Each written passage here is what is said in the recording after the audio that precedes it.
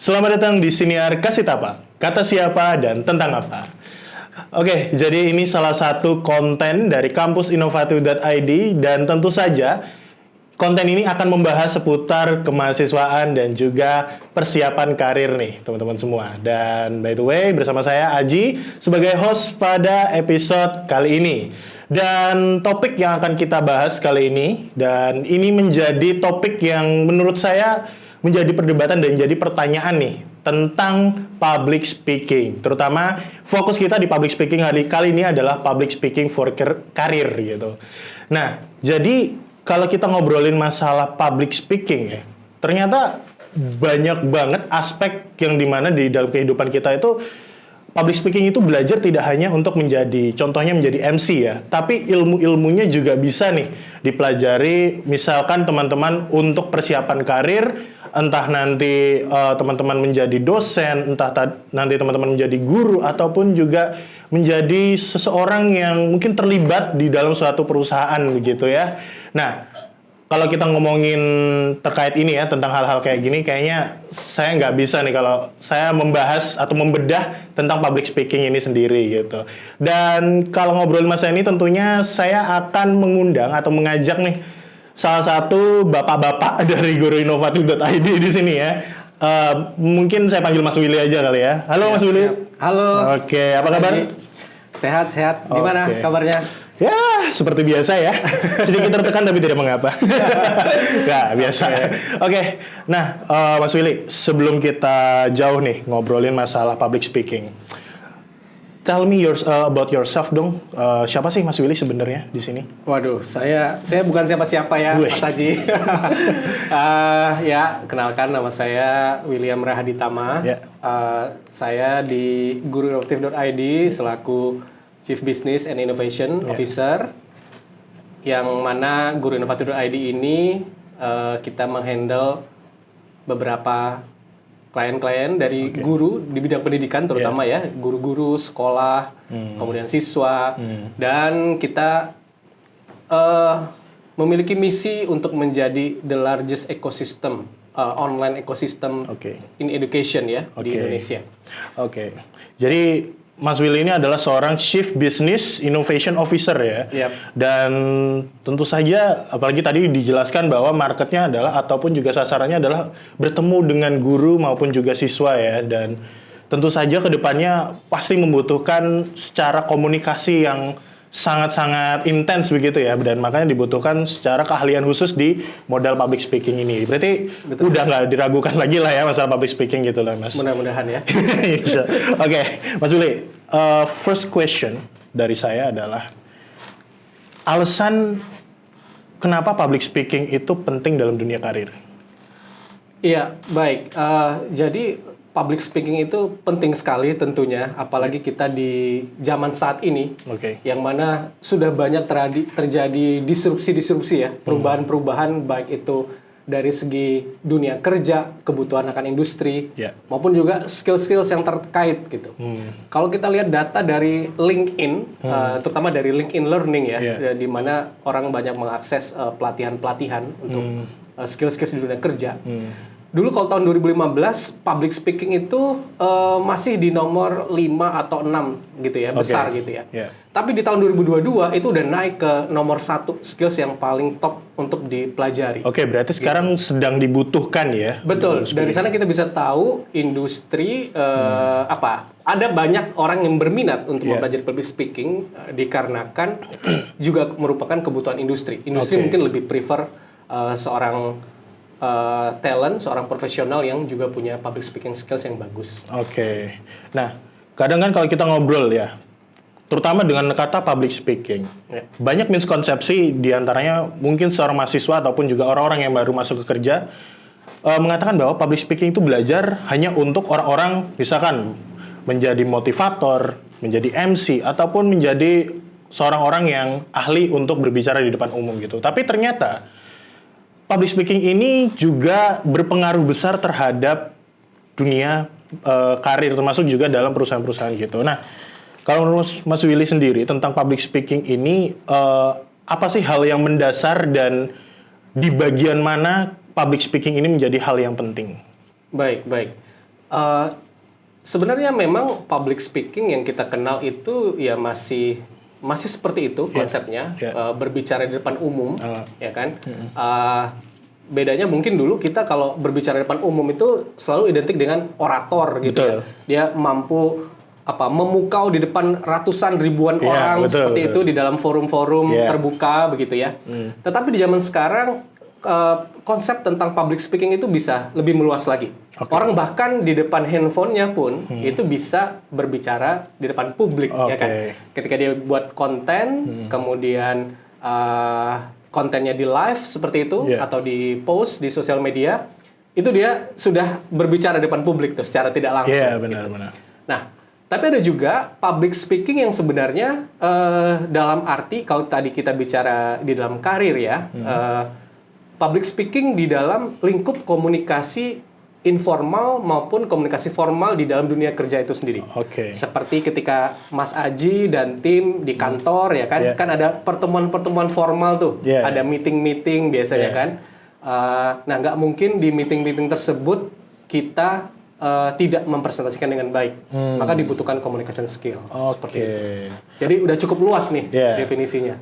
Berarti menurutnya mungkin bisa dianggap adalah small activities kayak misalkan meeting kayak gitu dibutuhkan sebuah cara khusus untuk menyampaikan sebuah alur kerja ataupun hal-hal secara teknis biar jelas gitu ya Mas ya. Betul. Menarik. Karena kan nggak mungkin ya kita pas meeting itu kayak presentasi kita di kampus mungkin yang cenderung mungkin lebih monolog, nggak terlalu banyak dialog gitu. Tapi ketika di kantor kan kita harus menjelaskan secara istilahnya itu concise ya, ringkas tapi benar-benar to the point. To the point. Nah, tadi udah sedikit ya contoh secara small activities tentang penerapan public speaking. Nah, ada lagi nggak sih Mas kayak misalkan contoh penerapan public speaking untuk dalam role pekerjaan saat ini begitu? Iya. Mungkin begini, kalau di dalam tempat pekerjaan seperti tadi yang saya bilang ya, ada forum-forum formal, ada juga forum-forum informal nih. Ketika kita di tempat kerja gitu. Kalau dalam forum formal seperti tadi, kita menghadiri meeting-meeting rutin yang adakan di kantor, yang maupun juga misalkan kita membahas progress report ke atasan atau ke sesama tim seperti itu ya. Bisa juga formal meetingnya ketika kita menghadiri conference, menghadiri seminar atau workshop, kita diutus oleh kantor kita, dan kita diminta untuk bisa juga menyampaikan ide-ide dong, gagasan-gagasan sehingga kita nih bisa mewakili tempat kita bekerja, perusahaan tempat kita bekerja, orang akan melihat gitu, si A nih representatif dari kantor ini nih, gitu kan, sehingga itu juga menjadi branding yang bagus untuk kantor tersebut. Itu forum formal, gitu kan. Nah, kalau forum informal adalah di dunia kerja kita ini kan sekarang tuh konsepnya tuh teamwork dan collaboration gitu ya, kolaborasi. Gitu. Kita kalau ingin membangun bonding yang bagus dengan tim kita, tentunya kita juga harus pintar-pintar dong berkomunikasi sama mereka. Kita nggak bisa menjadi seorang yang nerd di depan laptop, di depan PC kita sendiri tanpa berinteraksi sama teman-teman kita.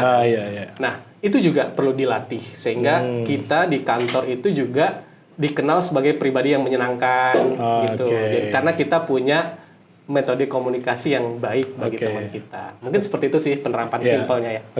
Pengaruhnya sangat besar ya, termasuk juga bagaimana cara kita juga bisa dihargai oleh sesama tim kerja dan juga bisa tim kerja itu juga nyaman bekerja dengan kita gitu ya.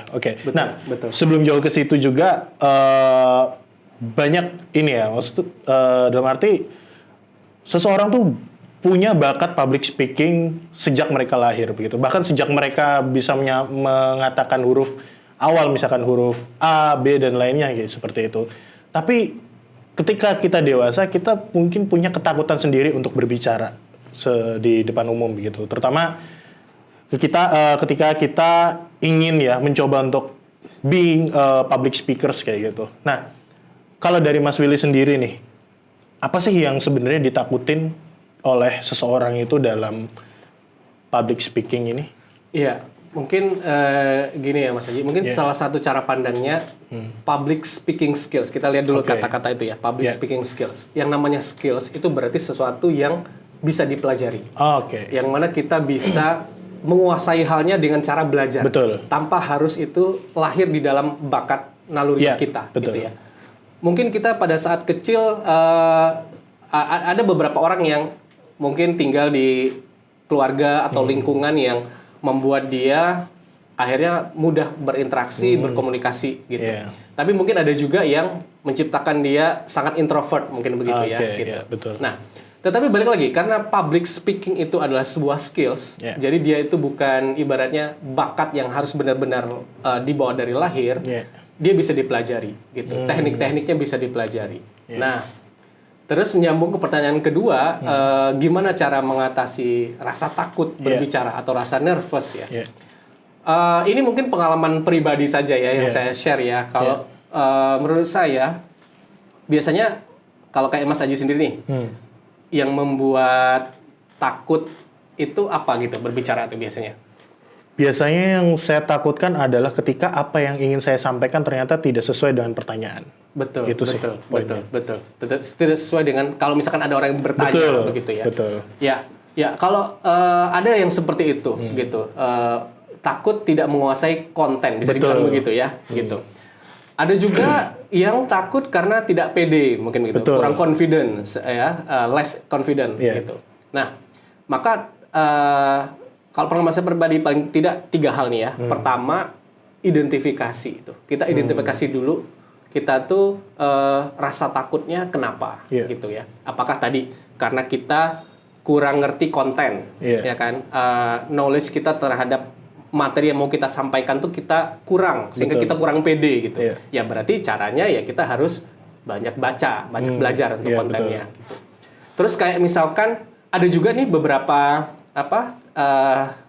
hal-hal kecil yang sudah dilakukan, tapi itu sangat mendasar seperti kayak body language ya. Nah kan ada body language yang tertutup begitu kan, ada yang gerakan-gerakan yang mungkin terlalu berlebihan gitu. Akhirnya itu sangat menonjolkan kita tuh lagi nervous. Kita perlu atur body language kita gitu. Jadi body language itu bisa dipelajari. Bagaimana cara kita itu tidak hanya sekedar ngomong, tapi juga seluruh aspek tubuh kita juga ikut berbicara. Raut muka, ya kan? Terus gerakan tangan, gestur tubuh, itu perlu dilatih sehingga kalau kita melatih body language yang bagus, kita punya konten yang bagus, itu sudah lumayan cukup untuk menghilangkan nervous yang pertama. Gitu. Identify nomor 1. Nomor 2 adalah learn to prepare, belajar untuk mempersiapkan. Jadi harus banyak preparation. Betul. Rumusnya begini, kalau kita menyiapkan dengan baik apa yang mau kita sampaikan di depan umum atau di dalam forum-forum gitu ya, ketika berbicara publik, maka kita akan bisa menghilangkan sekitar 75% dari nervous kita. Latihan. Latihan tuh maksudnya bicara depan cermin gitu ya, latihan ngobrol, kayak terus ngobrol di kamar mandi, gitu. di kamar mandi gitu ya. Terus atau misalkan latihan presentasi di depan temen gitu. Itu kalau rutin dilakukan plus sering geladi seperti itu ya. Itu akan mengurangi 75% dari nervous kita. Tapi saya kurang setuju nih tadi yang presentasi di depan teman tuh. Karena kadang teman tuh agak-agak ini ya, agak-agak aneh ya. Kadang bisa ganggu-ganggu. Betul. Tapi di satu sisi itu adalah cara kita untuk melatih mental. Untuk presentasi kita, untuk cara kita berbicara gitu. Benar. Itu tadi 75%. Nah, 25% lainnya di mana? Ketika kita bisa latihan nafas. Nah, ternyata ada breathing technique untuk public speaking itu. Mungkin saya nggak perlu bahas terlalu teknis. Bisa searching di Google saja. Breathing technique for public speaking gitu. Kalau nggak ada di Google ya ChatGPT ya teman-teman ya. Silakan dicari ya. Atau lihat di YouTube ya. Nah, itu tapi secara ringkasnya begini. Kalau kita bernapas, latihan intinya itu kan napas kan breathe in, breathe out. Nah, biasanya kita tuh bikin nervous tuh ketika napas, terus kita keluarkan masih posisi di antara dua pundak lah ya. Dua pundak ya. Jadi langsung keluar tuh. Itu biasanya kayak kita suka tergopoh-gopoh tuh. Gitu. Ya. Gampangnya, tarik napas, Itu bawa sampai ke perut. Buat perut Anda, kebetulan kita mirip-mirip perut kita, tidak usah dibahas perut menggembung saya. seperti balon. Iya, betul. Gitu ya. Iya. Nah, terus baru dikeluarin pelan-pelan. Oke. Gitu. Sampai ini mulai mengempes lagi ya. perutnya. Jadi ditarik sampai ke perut. Oke. Nah, latihan napas dengan benar itu bisa ngurangin nervous sekitar 15%. Gitu. Jadi 75 tambah 15 sudah 90% ya. Iya. Tadi gladi, latihan, nafas. Nah, yang terakhir adalah mental. State of mental state. Yeah. Jadi maksudnya mental tuh kita harus mensugesti diri kita. Yeah. Saya berani gitu. Dulu saya pas kecil suka diajarin gini, kebetulan kan suka diikutin lomba-lomba pidato begitu ya Mas Haji. Gitu. Orang tua saya suka ngajarin, udah anggap aja itu hutan-hutan gitu. Kamu bicara depan benda mati gitu. Iya. Jadi kamu bicara luas aja gitu. Jadi itu state of mental ya. Jadi mental state kita juga harus mensugesti. Harus ditanam ya, harus bener-bener ini loh. Kalau udah dari awal udah kayak nervous, udah kayak nggak yakin nih bisa gitu, udah ya ujung-ujungnya juga nggak jadi gitu kan. Betul sekali Mas Haji. Kira-kira seperti itu sih gimana caranya untuk mengatasi ketakutan ya. Oke, menarik sih. Terutama nih saya baru ingat adalah body language. Saya ingat banget salah satu kebetulan saya pernah untuk ikut pelatihan public speaking itu menyatakan bahwa memang salah satu pengaruh terbesar di public speaking itu adalah gestur sama mimik wajah. Karena dari hal itulah kita bisa meyakinkan audiens bahwa apa yang kita sampaikan dan apa yang kita utarakan itu benar-benar pertama sesuai dan kemudian audiens secara gampang mengerti gitu. Dan tadi sudah ada tekniknya juga termasuk kita memainkan diafragma untuk menurunkan tensi itu juga salah satu cenderung emosi stres ya, dimana kita kan biasanya udah gugup duluan kan dan meningkatkan level stres. Ketika kita mencoba untuk mengatur nafas dan lain-lainnya itu juga menurunkan stres. Valid sekali itu. Ya, benar-benar banget sih. Oke. Nah tadi kalau sudah secara teknik ya, nah sekarang mungkin gini, kalau Mas Willy tadi udah menyampaikan secara teknik dan lainnya, ada nggak sih tambahan dari Mas Willy mungkin untuk tips dan trik gimana sih cara untuk meningkatkan gaya berbicara di depan umum gitu? Ya mungkin kita kalau mau bahas sampai tuntas itu kayaknya nggak cukup dalam podcast ya. Kita harus workshop nih. Boleh. Ada. Jadi itu kalau sampai tuntas kan memang ada teori-teori yang harus dipahami, terus latihan praktek, kemudian nanti juga tentunya butuh feedback masukan dari si coach kita nih yang melatih kita. Maka karena ini merupakan skills, berarti kan ada workshopnya nih, ada latihannya yang diperlukan untuk biar bisa gitu. Tapi mungkin di podcast ini bisalah spill dikit-dikit ya Mas Haji ya. Oke, boleh. Ya, gini aja. Kita lakukan simple step aja dulu. Sesuatu yang sederhana. Ada dua cara ya saya bagi ya. Pertama cara profesional dan yang kedua cara personal. Gitu. Profesional and personal. Nah, di cara yang profesional itu kita bisa latihan berkala. Kita buat saja presentasi dengan topik apapun yang kita suka. Misalkan kita suka topik tentang membaca komik manga gitu. Ya udah buat aja ulasan tentang itu. Kenapa saya suka hobi membaca manga misalkan gitu ya. Atau kita suka tentang topik kuliner gitu ya. Ya kita buat saja review kita tentang makanan yang kita suka, kita buat dalam bentuk presentasi, tidak usah panjang-panjang, bisa 5 menit, 10 menit gitu. Terus kita latih, gitu ya. Tadi di depan teman, tapi teman yang benar ya. Kenapa saya bilang teman yang benar sini? Boleh saja, kadang-kadang kita latihan sama teman kita yang pergaulan gitu ya. Tapi kita juga butuh kayak semacam mengkonsep audiens, yang mana kita akan minta setelah kita presentasi, kita minta mereka kasih kita feedback. Nah, gitu. Tulis apa kekurangan saya, apa yang harus improvement yang saya lakukan, gitu. Nah, setiap feedback tadi kita baca, kita kemudian buat lagi praktek yang kedua. Berdasarkan feedback yang tadi. Nah, lakukan terus-menerus tuh. Ketiga, keempat, kelima, gitu. Yakin saya, kalau kita rajin dan rutin melakukan itu, pasti akan berprogres gitu. Iya. Akan sangat terjadi perbedaan ketika kita yang pertama kali nyoba presentasi dengan yang mungkin sudah 5 kali, 7 kali belajar gitu ya. Okay. Itu secara profesional gitu. Kemudian secara personal cukup buat apalagi sekarang nih zaman sosial media ya kan, zaman TikTok, Reels gitu ya. Video live di Instagram gitu. Kita buat aja konten gitu. Konten live. Betul. Kita ya seolah-olah kita vlogger lah gitu. Nah, kita buat seolah-olah kita mereview makanan tapi ini ya kalau keluarnya bayar ya. Iya dong. bukan tidak bayar ya. Followers ya. Iya. Waduh. Berat ya kalau kita bahas ini. Oke. Jadi harus seperti itu. Jadi ya kita benar-benar buat konten tadi seperti itu. Terus nanti kita lihat bagaimana feedback orang-orang dan kita juga nanti kan bisa ngelihat sendiri tuh postingan kita seperti apa sih gitu. Nah, itu juga penting dilakukan karena tadi public speaking tidak hanya kita bicara di audiens yang ada di depan mata, tapi bisa juga secara tidak langsung tuh melalui kamera di handphone kita. Begitu sih. Oke. Menarik ya. Nah, ini tadi kita dari tadi bahas teknis dan sudah ada nih gambaran besarnya. Nah, kalau kita udah bicara dengan teknis dan kemudian kita udah mempraktekkan gitu, pasti akan muncul impact, dampaknya dari public speaking ini. Kira-kira kalau kita kembali lagi kalau tadi kita public speaking secara umum ya. Sekarang public speaking di karirnya nih. Ya.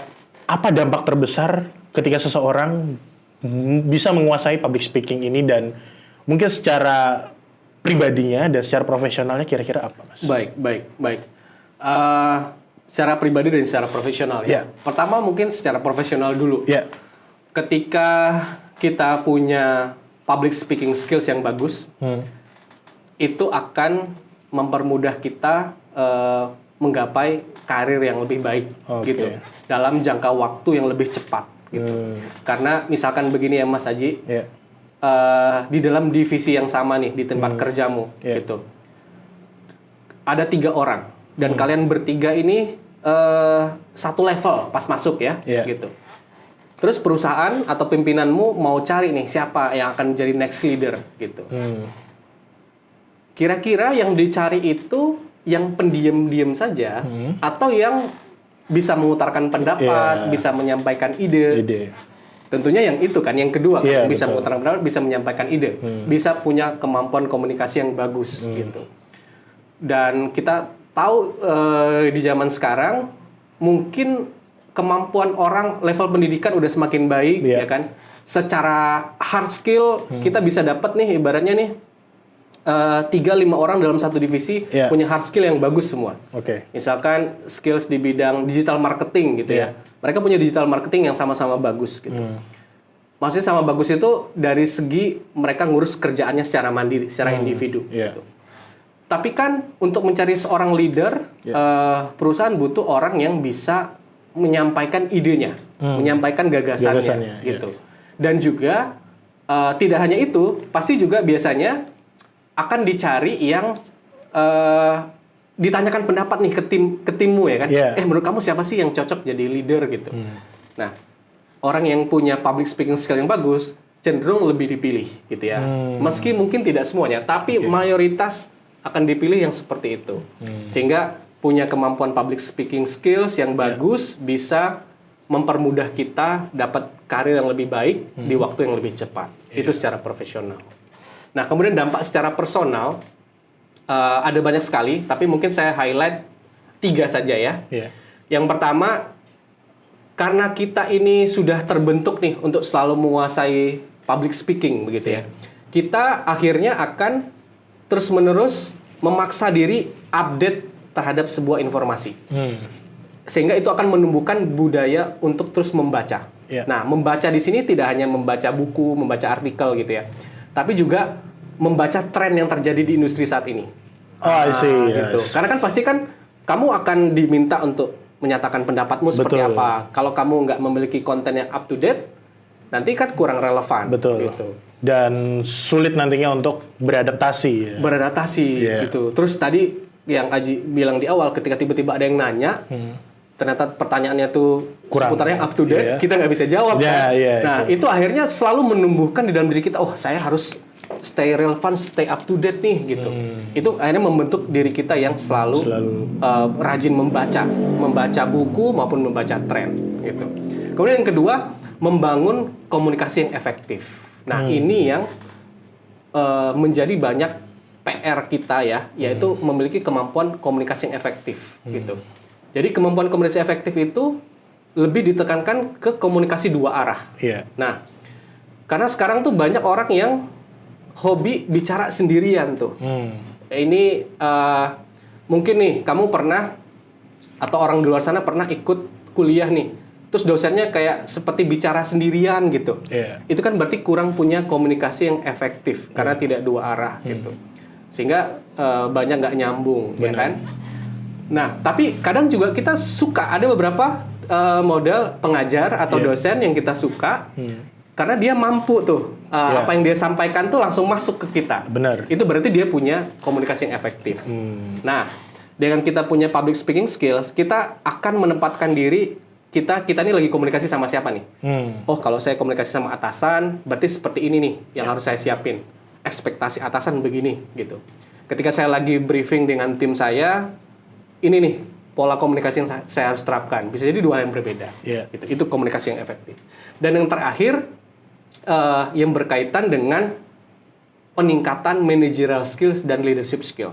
Gitu. Secara tidak langsung, ketika kita punya public speaking skills yang bagus, itu juga bisa ningkatin managerial skill dan leadership skill.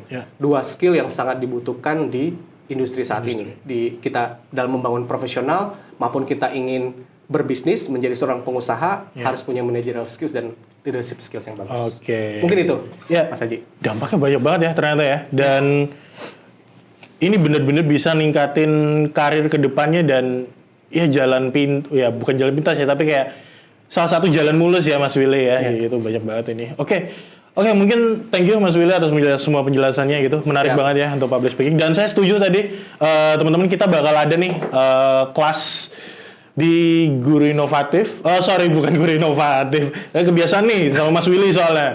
Kita akan ada kelas di kampusinovatif.id, teman-teman ya. Di salah satu kelas kita yaitu kelas karir profesional. Kita nanti akan ada workshop dan kita akan membedah langsung yaitu tentang public speaking for career.